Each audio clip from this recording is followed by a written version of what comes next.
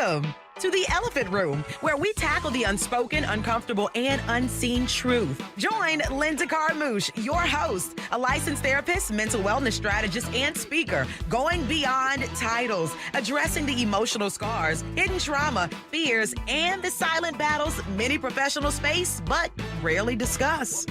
Come on in. The Elephant Room, where vulnerability meets strength. Hit subscribe and connect with hope, healing, and the courage to address the elephant in the room. Remember, the content here is for informational purposes only. Seek help from a qualified professional for mental health concerns, and discretion is advised for sensitive topics.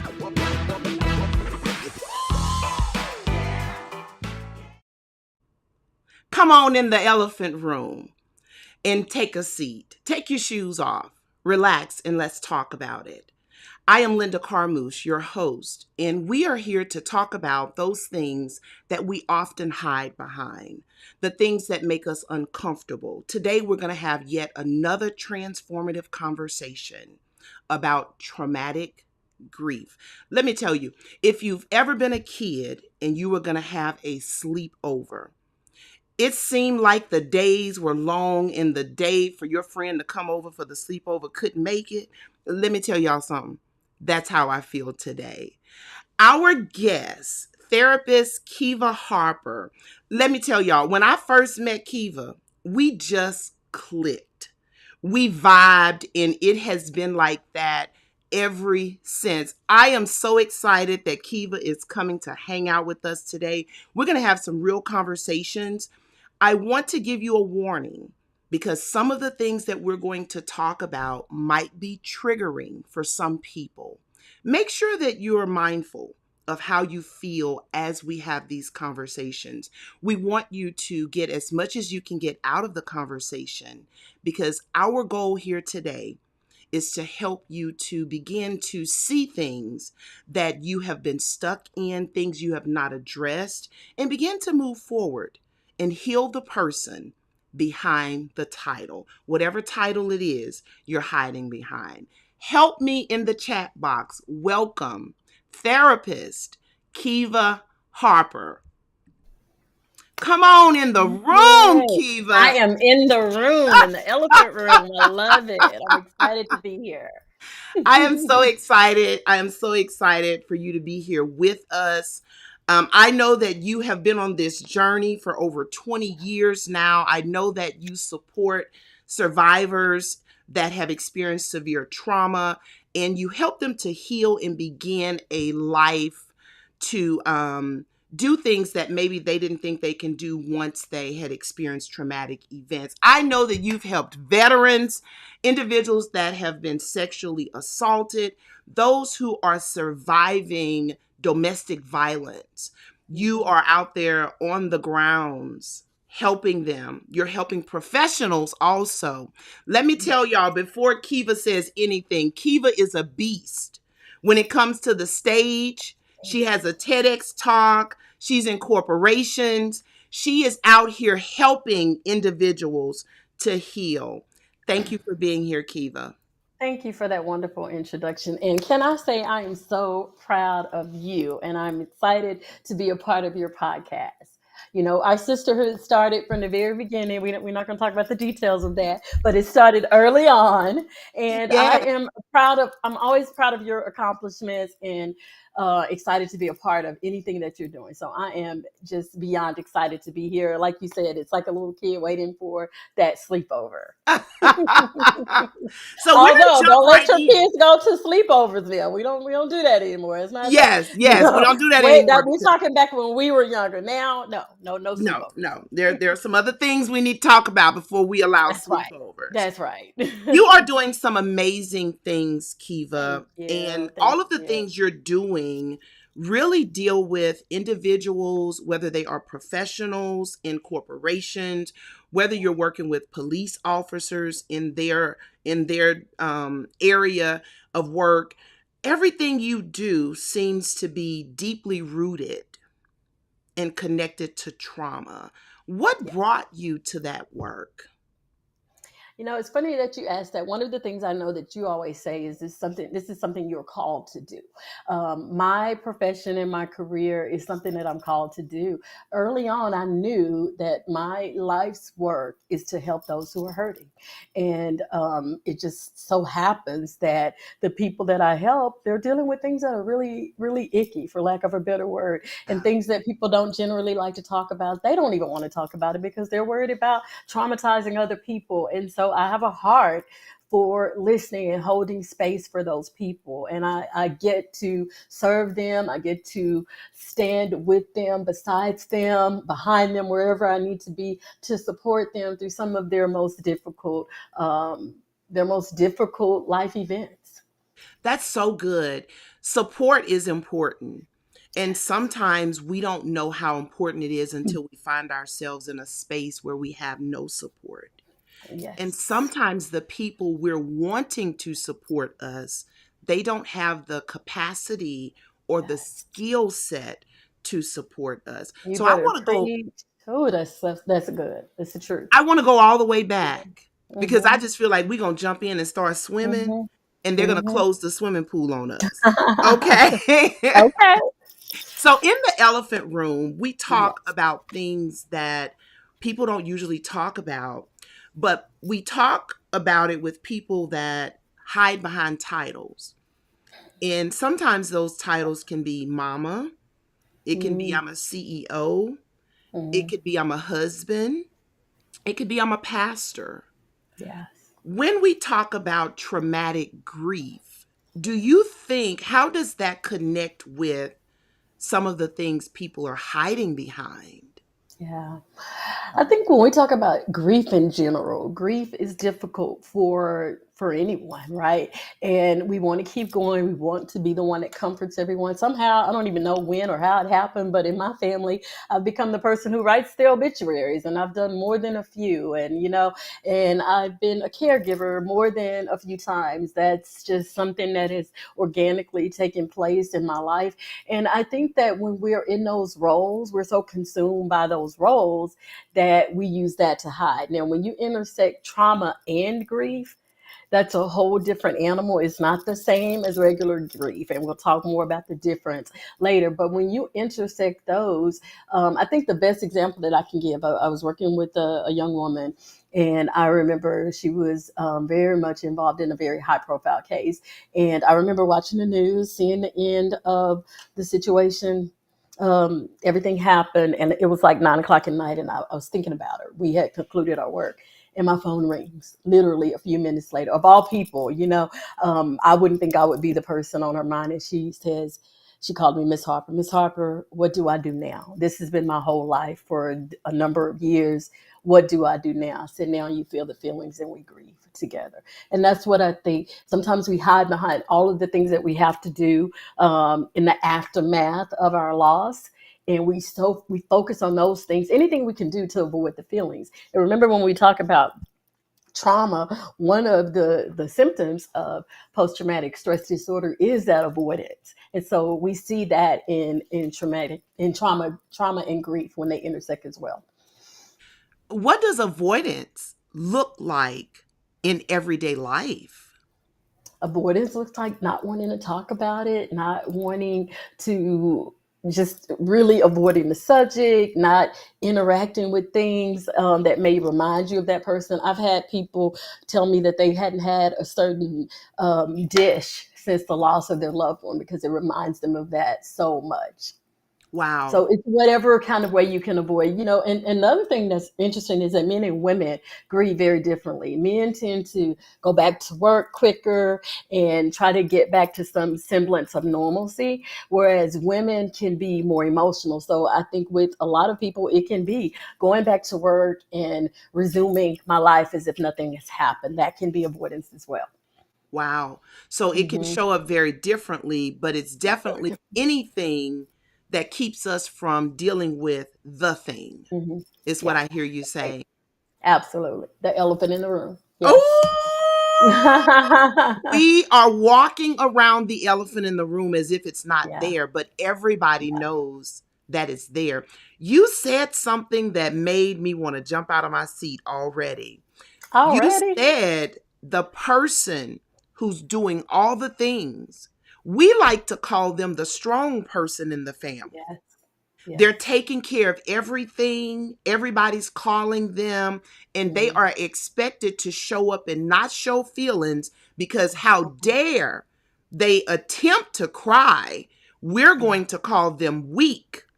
Yeah. You said that can be hiding behind the title and not dealing with whatever it is that's right before them.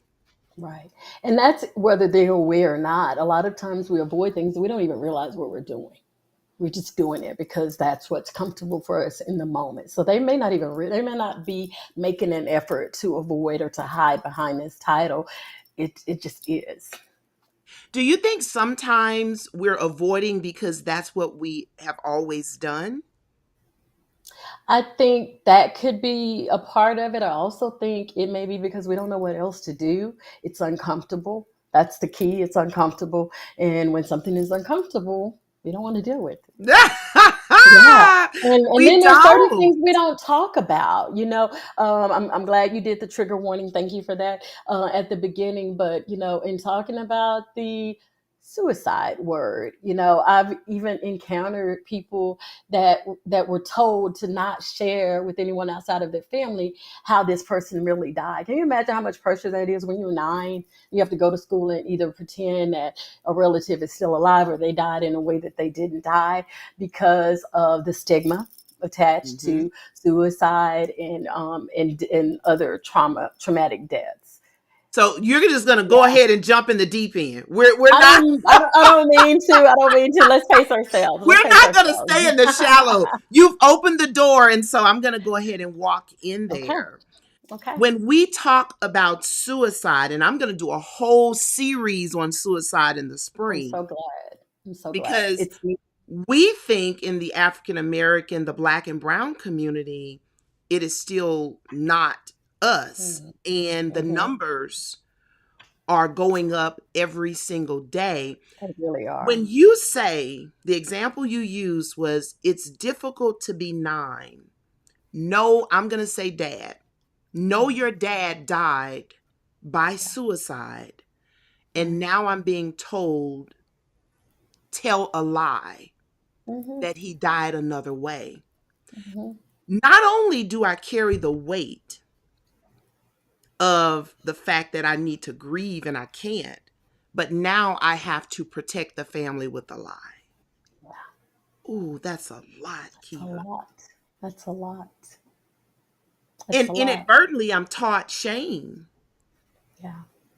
And And there's some confusion because I was told that I'm not supposed to lie, but here it's okay. And then also, what do I do with my feelings? And as we get more into this, one of the groups of people that are often left out when there's grief are children. People forget that children are grieving too, and we don't talk to them. We send them away because the conversation is too mature for them. But meanwhile, they're left confused and trying to put things together based on the limited information they've overheard or what they think they know. And one of the biggest mistakes we make is excluding them from our grief. yes, that's good. That's good. Yeah. And we have a listener that said that she can relate. That's how my aunt died, and no one talks about that. And Wow. great I'm point, sorry because that happened. we're Yeah. talking about it, not talking about it in the beginning, but Yeah. how heavy is the weight that I have to carry when we don't talk about it for the next 10 years? Yeah. We're living a lie. Talk to hmm me just a little bit. I know it's not about suicide, but how does, when someone in your family dies by suicide, it doesn't it increase the risk?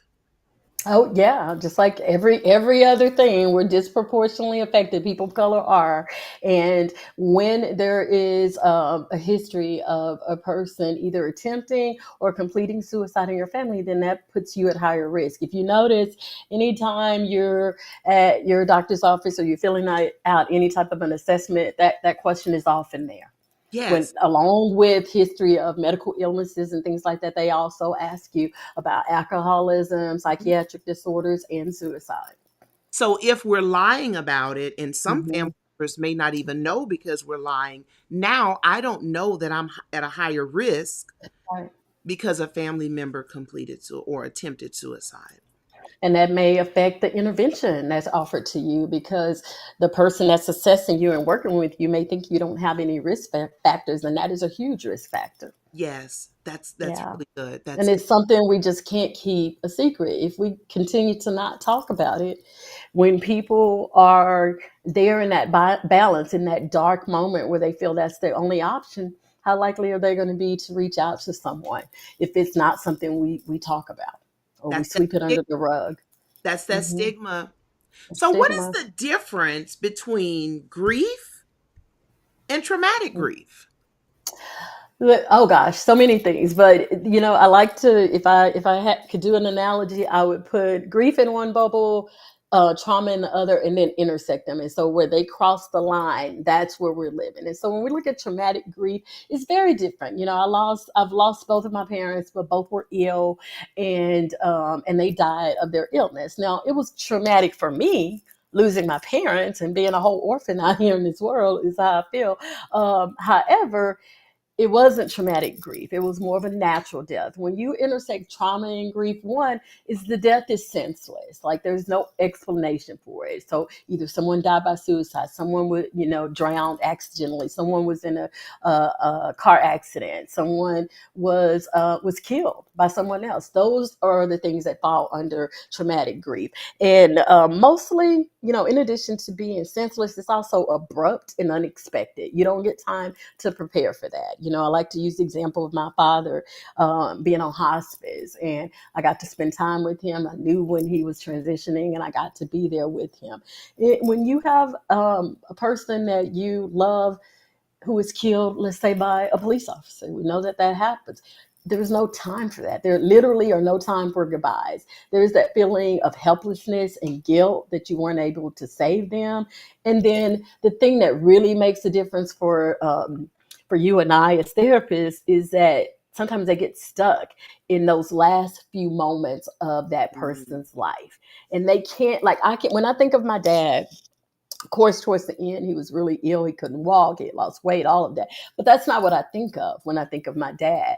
Now, had he died in a more traumatic way, I might be stuck in those last 5 minutes of his life, which may be why people avoid thinking about that person at all, because it's so painful thinking about those last 5 minutes of their life. What were they doing? Were they in pain? Did they suffer? Were they asking for me? I should have called their phone. I should have known something was wrong. All of those things. And we're not going to even talk about the other thing. If it's a high profile case, you have police, you have media. Maybe some of your listeners don't know, if there is a crime scene, whether that's a suicide or a homicide, you're responsible for the cleanup. You have to deal with all of that. No one was interviewing me for the media. I didn't have to worry after my dad's death that I would turn on the news and see coverage of that. I didn't have to worry about the court date and the person being accountable for their death. All of those things are extremely different from the average person grieving. Oh, that's so good. That's so Yeah. good, Kiva. Because when you think about it, you think, oh, trauma, they died, Yeah. it was bad. But when you add all the All of ingredients, that. Hmm. you can't, when something is high profile and you turn on the TV, it's on social Yeah. media. It is. Let's It's not even everywhere. talk about the people giving their comments about Yes. it Yes. on social media and saying Hmm. mean things about your loved one, and you're still having to try to grieve. Hmm. And that's your loved one, not just a hashtag. That's your loved one. And it's very different. And so that's what I think we have to remember. Chelsea, I'm sorry, I got two dogs. Chelsea is giving her 2 cents about traumatic. Yes, she is. It's too much. But yeah, those elements make it very different. You don't always have those, but just think about it. Right immediately after losing someone that imagine you gotta be interviewed by the police. You have to be cleared by the police. You have to do a gunshot residue test to make sure you're not the person. I mean, It's a lot. you can't even grieve, and you're so stuck, and you're dealing with all of these things. You got to make sure the person is held accountable. You got to deal with the media or not deal with the media. All of these things that are happening, and when do you have time to grieve? When do you have time to feel what you feel? And let's not talk about if it's more than one loved one, Mm-hmm. Mm-hmm. because that can And that complicate happens. the That situation. happens. It Yeah. happens, yes. Mm-hmm. If you All the think time. about a drunk driver hitting a vehicle with multiple loved ones and only Mm-hmm. one survivor out of four, you not only have to grieve one, and now Mm-hmm. you're back and forth in court with the whole situation with this drunk driver, which can last for years. Yeah. Years. Years. And you're still trying, you still got to be a mama, you still got to be a Mm-hmm. daddy, That's right. you still got to pay the bills, Mm-hmm. but you're expected to move forward Yeah. and move on. Yeah. And how do you do that? How do That's the you do question. that? I Hmm. mean, grief is hard in and It's of very itself. hard. It's very hard.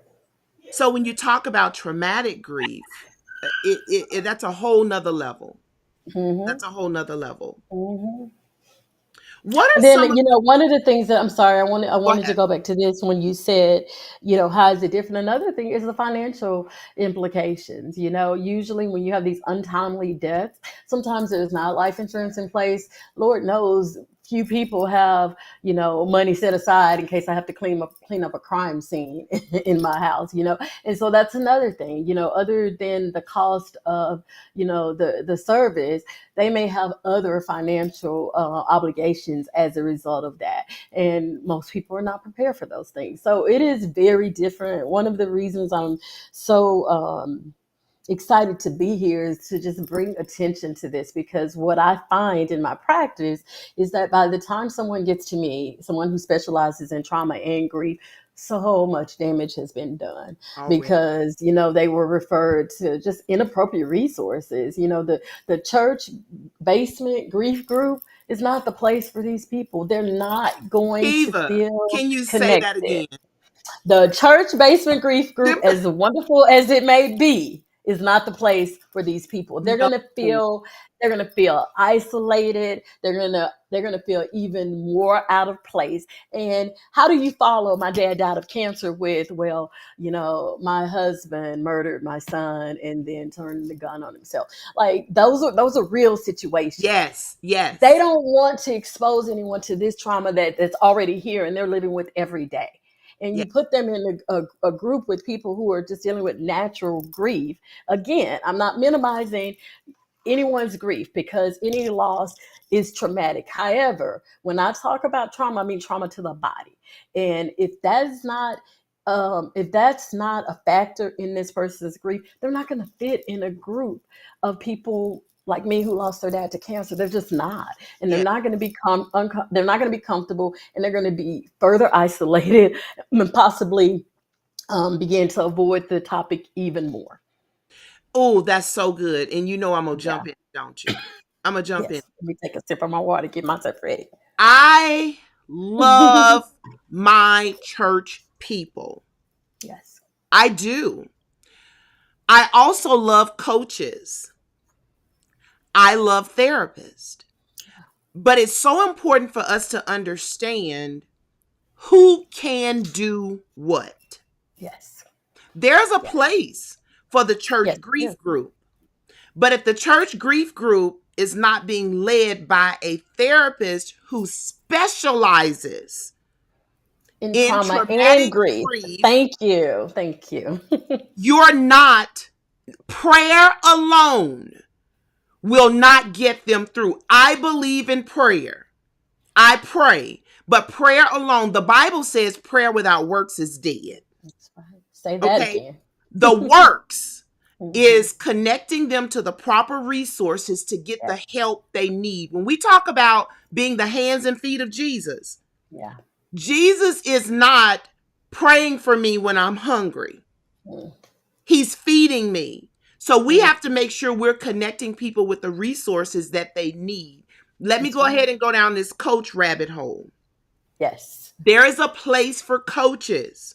Yes, there But is. just because you experienced grief does not qualify you to coach someone with traumatic grief through their experience. We as therapists, we are trained, but your general average therapist is not trained in traumatic grief. Sure.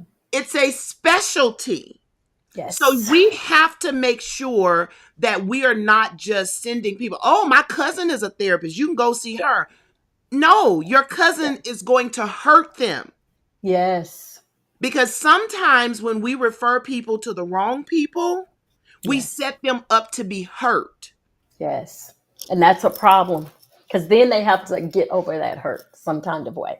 And it may look like, oh, I'm never seeing a therapist again. Yeah. I had a bad experience, those type things. So I'm so glad you said what you said because there is room for all of us, but know your area. And I'm glad you said this because a lot of people think as professionals, oh, you just talk to people, listen, and give advice all day. No, I don't give advice. If it were about telling people about how I overcame, then why did I even go to school? Why did I even get credentialed? I didn't need any of that. I could just say, well, this is what I did.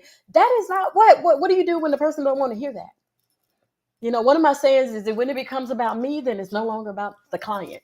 It's not Yes. about me. I read, this story that I share this when I teach, when I do workshops on traumatic grief. I don't share this with my clients. They don't care about me. I'm not gonna say they don't care, but this is not my time to talk about what I went through when I lost my dad. No. It's not appropriate. It's not helpful. It's not therapeutic. No. And there's really no place for it. It's If not. anything, it could cause damage. Well, I know how you feel. I lost my dad. And that helps me how? It doesn't. And also, you don't. You could Yes. have lost your dad in the exact same way, but you don't Yes. know You how I don't feel. know. I'll never forget this woman, bless her heart. And if you're listening, I love you for your heart. But this woman, everyone knew where I was working that my dad was sick. And I had a hard time with it. And so when he died, I guess they sent an announcement out. And she sent me this text. I kid you not. It said, I heard about your dad. My dad was murdered 25 years ago and they never found the killer. That was it. I'm like, I don't know what to do with this text, because it was about me, but I'm like, should I go help her find out who killed her dad? I don't even know what to do. And so her intentions and her heart were right, but girl, and I think a lot of times we tell people things like, and also if my son was murdered by the police, or my daughter drowned in an accidental boating accident or something like that. Yeah. I don't want to hear she's in a better place. I don't want to hear that. It's not helpful. That's It's good. not helpful That's good. at all. That's good. Yeah. Sometimes we don't know what to say. And then we can be sometimes quiet. it's We can best be quiet to just sit and be quiet. and be quiet because we can say the wrong things. Oh, you said so much good stuff. I got to go back to Kiva. I got to go back. And these are things my clients have told me. This is not me. This is things they've told me. So I'm happy You to share. said something way back there, but I cannot go forward until I dig into it. Okay. You said if there is a suicide or homicide that happens at a loved one's house, Yeah. the loved ones that are grieving are responsible for the cleanup. They are. Now, whether that be calling someone to come and do the cleanup or doing it yourself, you're responsible for getting it done. And when you call someone, there are places that do that. There's a fireman here in Arlington, Texas, who does that. He has a business that does that. I need to plug that up. I'll make sure I look that up before we get off. But he does that, and but there's a fee for that. And we talked about financial implications. She may not have the money for that. I know one woman who cleaned it up herself. She didn't have a choice. And bless her heart, she said, I think it was therapeutic for me. And I'm like, I don't know. But who am I to tell her that it's not? But I can only imagine how difficult that must be. And that imagery, what you have in your head, usually those are those last moments. And that's what those people live with all the time. They can't usually get past those last memories because they're thinking about their loved ones suffering and they're stuck there. Kiva, we have a question for you. Yes. As we were talking about the role of a therapist, and I think a lot of the times people get confused because there are so many different roles Yeah. out here, and there are so many people posing as experts of certain Yeah. things. And someone is asking, so is your role as a therapist when you're working with these individuals to listen, develop an action plan for them, or to identify solutions on how to assist them with moving forward? Thank you for that question. And it's a great question. My role is simply to meet them where they are, wherever that is, and I work with them. I have the tools to resolve the trauma. So I use things like EMDR, eye movement desensitization and reprocessing. That's one of the things that can help when a person is stuck with their grief. And then I have other tools in my toolbox. But generally, honestly, the first 2 to 3 sessions are just them having a safe place to talk about it with someone that gets it.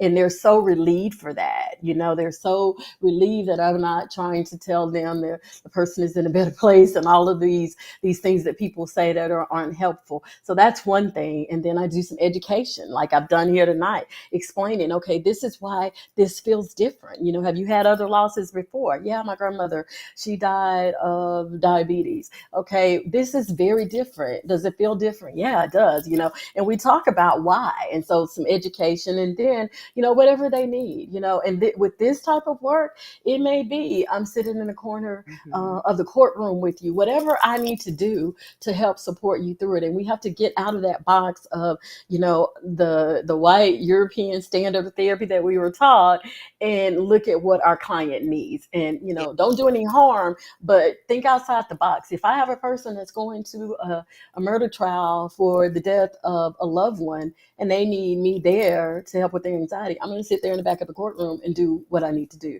to support them. Yes, that's Yes. so good. Mm-hmm.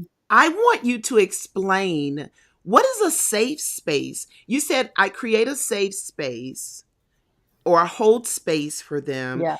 Mm-hmm. Help the listeners understand, if they've never been to therapy, they've never worked with a therapist, they've never talked to a therapist, and they have this idea of therapy being someone coming into the room, laying on a couch, and the person saying, well, how do Yeah. you feel? Yeah. What Yeah. does holding a safe space look like?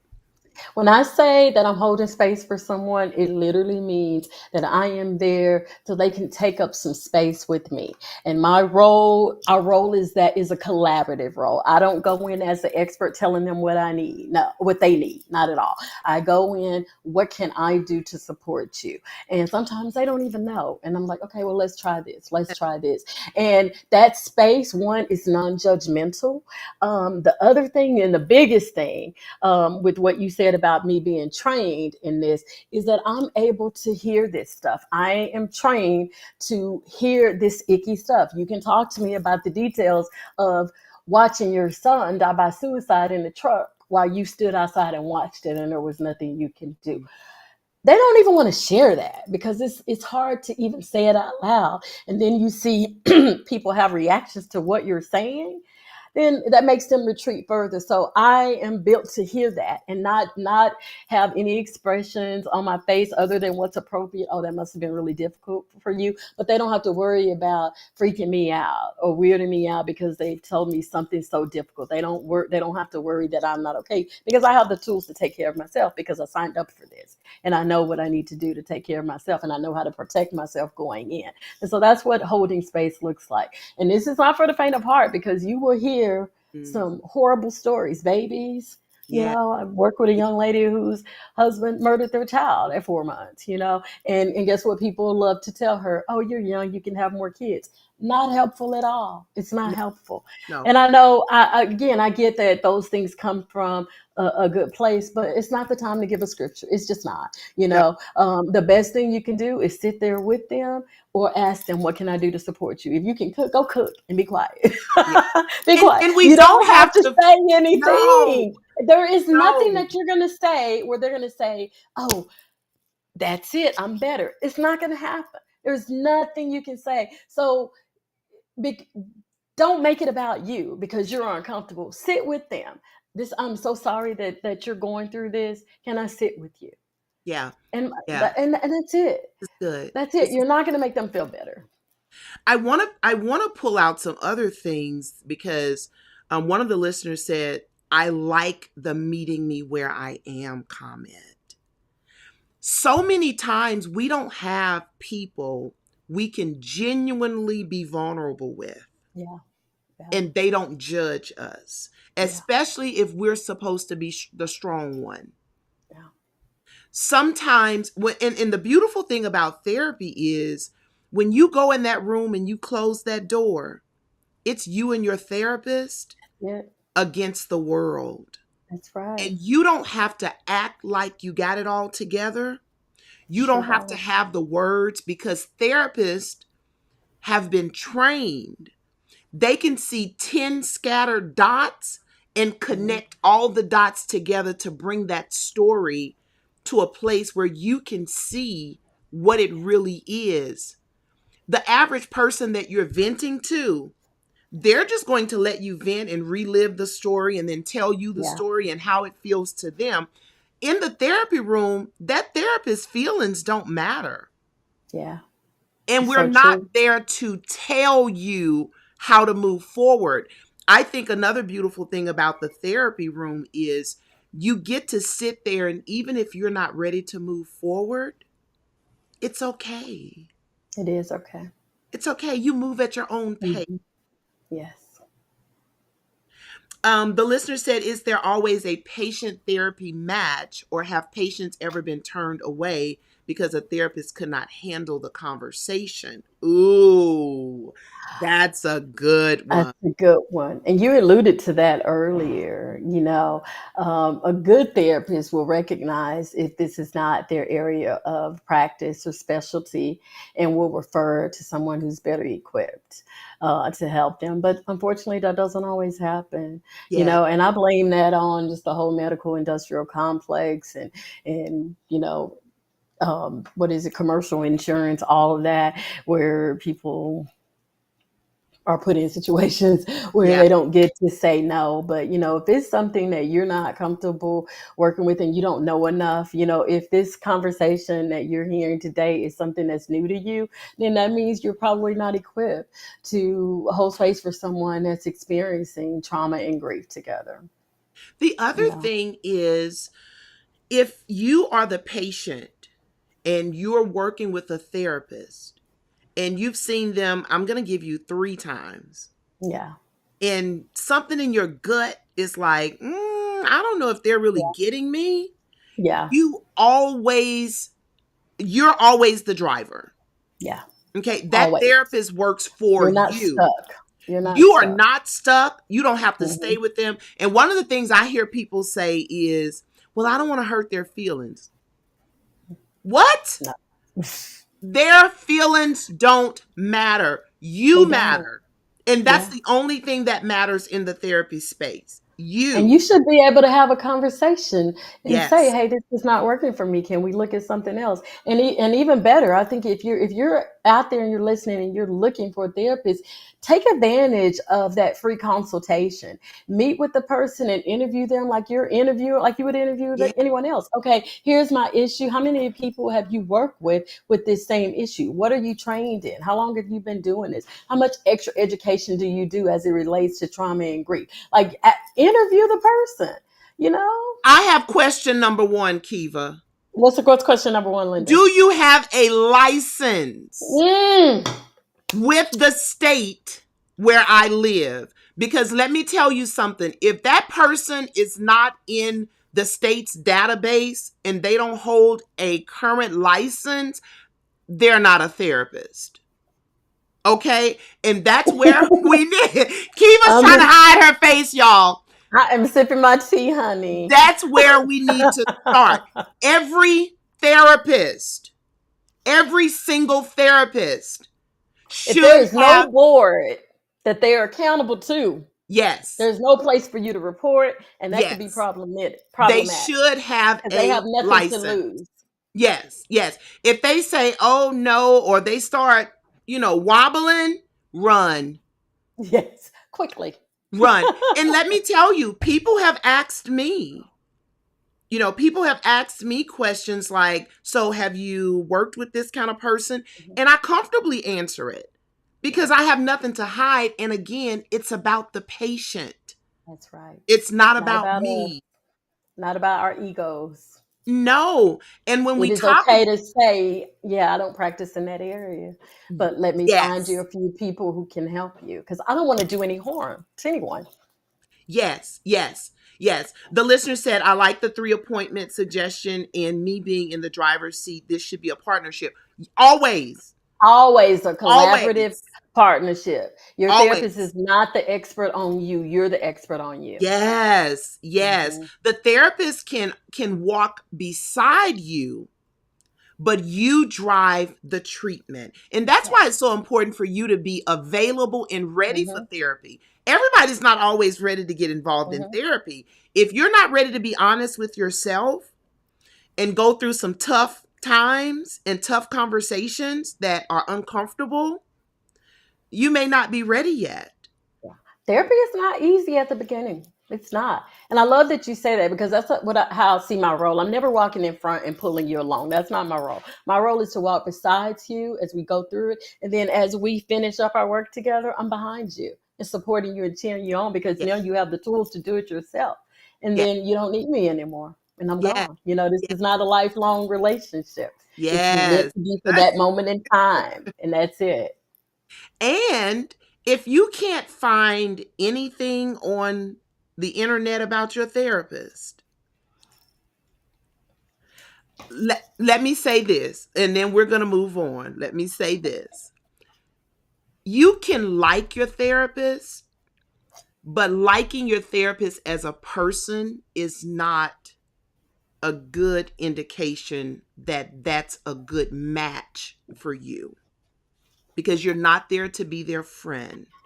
You're there to be their patient. Y'all see Kiva's face? I'm like, I'm drinking my tea. This is this is your podcast. But it's the truth though. You're Yes, absolutely Kiva right. does work with businesses, organizations, corporations. Her resume is long, y'all. She has done a lot of work with organizations that serve individuals who have experienced trauma. She I also do. does work with organizations where um professionals have experienced vicarious trauma, Oh which is yeah. secondary trauma. You see that a lot with police officers, healthcare workers, Yeah. therapists, and that sort. And I'm not going to go down that rabbit hole because that's a whole Yes. nother A conversation. whole other topic. Yes. Yes. So the time is running, Kiva, but I have to ask you, what are some practical ways people who might be stuck, what are some practical things they can do outside of seeking professional therapy to help them begin to move forward? I think the first thing is to recognize that your grief is your grief. It may not look the way other people think it should look. I hear people say things like, well, I'm really worried about my mom. She hasn't cried yet. Maybe she won't, maybe she will, maybe she won't, but everybody doesn't grieve the same. And so respecting everyone's journey and understanding what that looks like and just being supportive of it, I think that's probably the most important thing, is not putting yourself in the box. We were taught in school Kubler-Ross's 5 stages of grief, Yeah, and I hate that handout so much because it doesn't apply to this type of grief. You don't seamlessly move through the stages and then all of a sudden you're at acceptance and everything is great. No, you may be good today. A year goes by and it's the anniversary and you're like, have I done any healing at all? And know that that's okay. This is your journey, and surround yourself with people who are going to support you. that's good. Seriously, the people that know how to be quiet and just sit there with you. Yeah, That's who you want around, and then use. One thing that I didn't say is that anytime trauma and grief intersect, there is always a spiritual aspect to it. I didn't say religion; I said spiritual. Maybe your whole foundation of your whole worldview has been shaken because this event has happened. And so understanding that spiritual support is also important. So I always include clergy if the person wants it in my work with them, because I know how important talking about whatever they're dealing with spiritually is important. Okay. That's good. That's really good. Hmm. It's so important that we understand that help is available. A lot Yes. of the times we get stuck in whatever that situation was. It is painful. We're not dismissing the fact that it's tough. We're not dismissing the fact that you lost a loved one. But Yeah. what we are saying is there are resources available to help you get some tools. It does not mean it's going to be microwavable Hmm. and somebody's going to snap their finger and all of a sudden you're better. That does not mean that. It might be, you may be in therapy for 2 years, 3 years. You might be in therapy for 6 months. Therapy is individualized. What Yes. I need versus what my sister, cousin, brother, friend Hmm. needs, it's very different. The other Yeah. thing we don't talk about when it comes to therapy is I might start therapy, in my therapy in a Yeah. year, something triggers me, and then I have to go back to therapy. Absolutely. Does not mean I am weak. Not at all. It means I am human. I have identified resources that work for me, and I'm using my resources to move forward and stay Absolutely. healthy. Absolutely. I saw my own therapist after losing my mom for about a year. And I found that after we had stopped seeing each other, I sent her an email and say, "Hey, I need a tune up," and that's what we call it. And so I see her once a month for my tune up because I need to stay connected with her because, largely I'm doing well. However, things still come up and I need to know that, okay, this appointment is on the book, let me write this down for that appointment, and I always go with my list. So knowing that you can always go back, and that is your person, and that's why it's so important to put the energy and the time into interviewing them and making sure it's the right fit for you. Yes, yes. I have to pinpoint this. You said it and you Okay. said something earlier. Kiva is a licensed therapist. Hmm. She has told you she has her own therapist.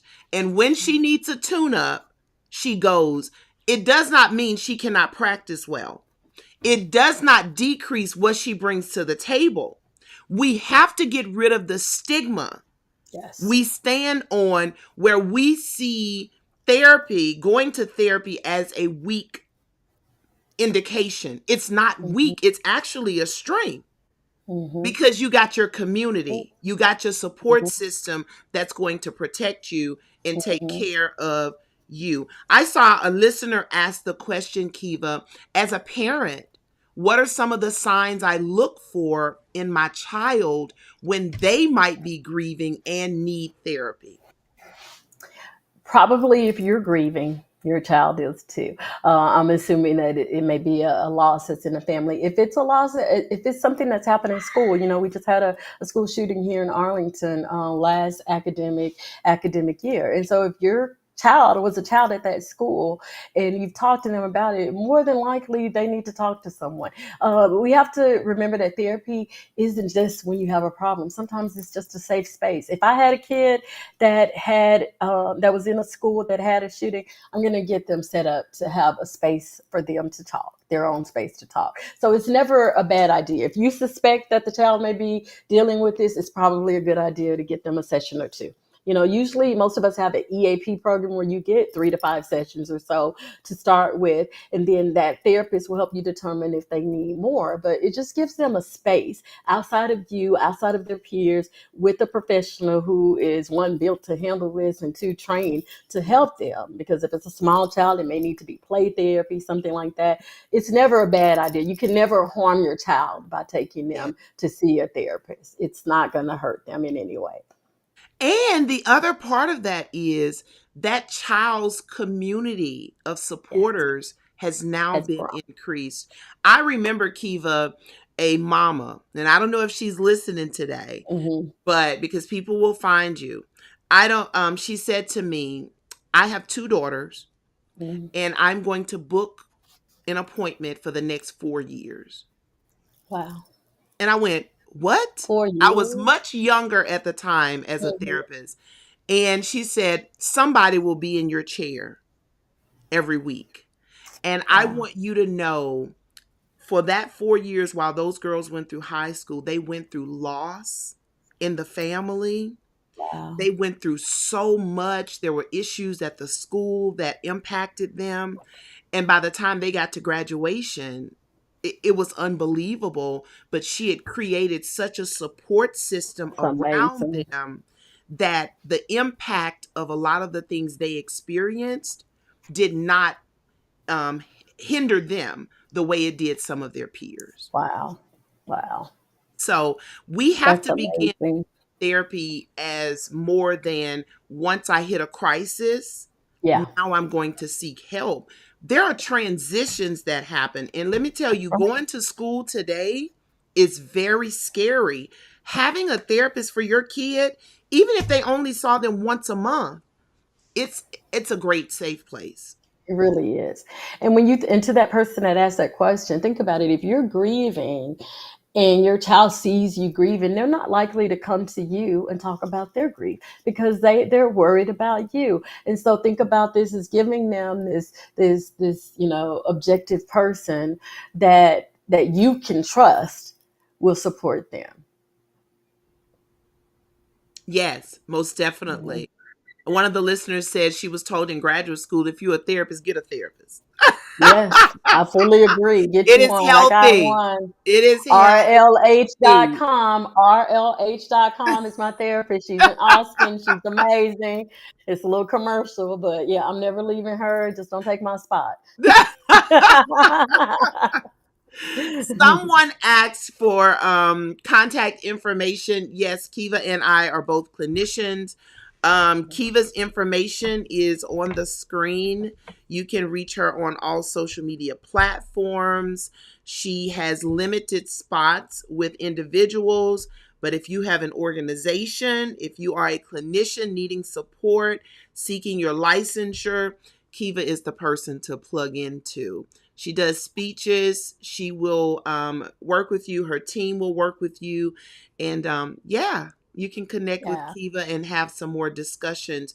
This is an important discussion. thank you for And that. Yeah, when you feel like you need support, it's very important for you to reach out and get it.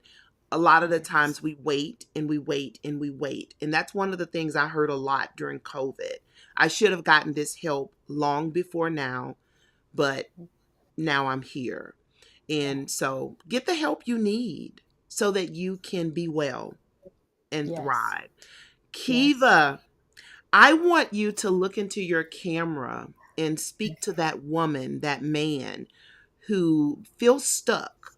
They have a loss in their life and it could have been traumatic for them. I had someone reach out and they are 2 months in after having a traumatic loss.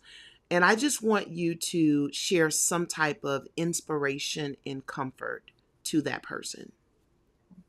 I would say to that person, you are not alone. What you're dealing with, many other people deal with the same thing. You're not by yourself. And where you are is right where you need to be. Your grief is your grief. There is no formula for what it should look like. You're where you need to be. If it's new and it's just happening, know that most people bounce back on their own.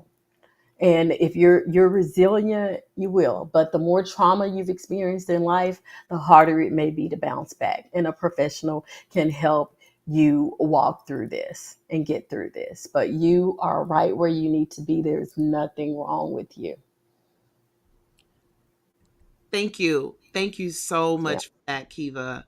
It's so important that we make sure that we take care of ourselves because Yes. what we do or don't do impacts the people we love.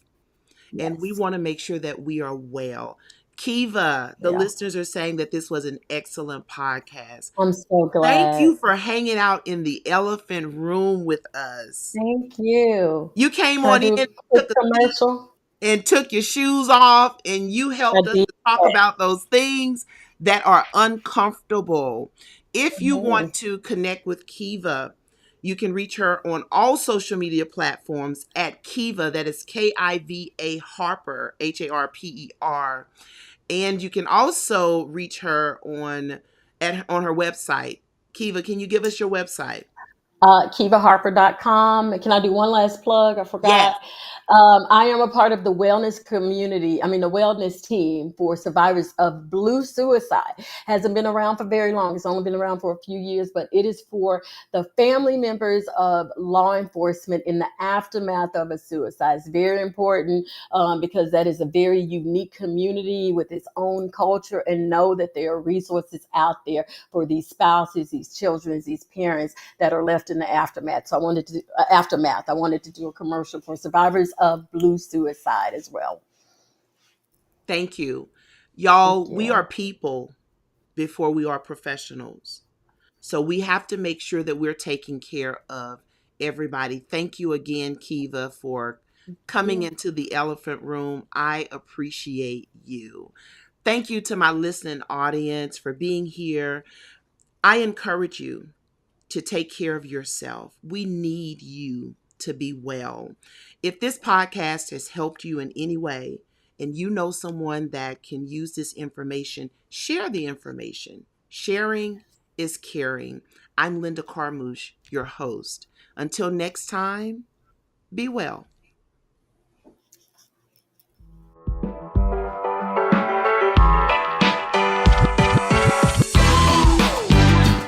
Thanks for watching this episode of The Elephant Room. Make sure you like and subscribe on your favorite podcast platform for more powerful insights, down-to-earth conversations, and the courage to face whatever comes your way. This is where vulnerability meets strength and transformation gets real.